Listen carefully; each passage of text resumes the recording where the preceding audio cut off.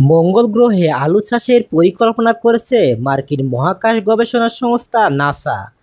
খবর Al Jazeera. পেরুতে একটি আন্তর্জাতিক আলু উৎপাদনকারী প্রতিষ্ঠানের সাথে একযোগে এই কাজে অংশ নেবে নাসা।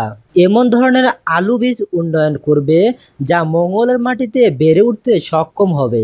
পৃথিবীর অন্যতম প্রাচীন মরুভূমি হচ্ছে অ্যাটকামা। ধারণা করা হচ্ছে মঙ্গলের মাটি সেই অঞ্চলের সাথে সাদৃশ্যপূর্ণ। বিজ্ঞানীদের ধারণা, এই মাটির উপযোগী আলু বীজ উৎপাদন করা গেলে তা মঙ্গলেও কাজ করতে পারে।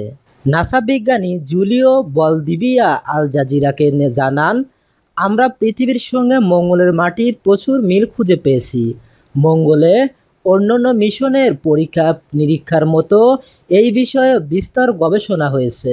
তিনি বলেন, আলুই হতে পারে এক্ষেত্রে সবচেয়ে উত্তম প্রার্থী, কারণ সকল পরিবেশের দখল কাটিয়ে উঠে পৃথিবীতে আলু নিজেকে প্রতিষ্ঠিত করতে পেরেছিল। বিজ্ঞানীরা গবেষণা করার জন্য প্রায় 100 প্রজাতির আলুকে বেছে নিয়েছেন। বিভিন্ন বিশ্ববিদ্যালয়ের শিক্ষার্থীরা তথ্য ও নমুনা সংগ্রহ করে তাকে নিয়ে যাবেন পেরুর রাজধানী লিমাতে। সম্প্রতি পেরুর পটেটো সেন্টারে এক সংবাদ বিজ্ঞপ্তিতে জানায়, কার্বন ডাই অক্সাইডের মাত্রা ফসলটির জন্য খুবই সহায়জনক হবে, কারণ স্বাভাবিকের চেয়ে 2 থেকে 4 গুণ মাত্রার বেশি পরিমাণ কার্বন ডাইঅক্সাইড সহ্য করতে পারে আলু।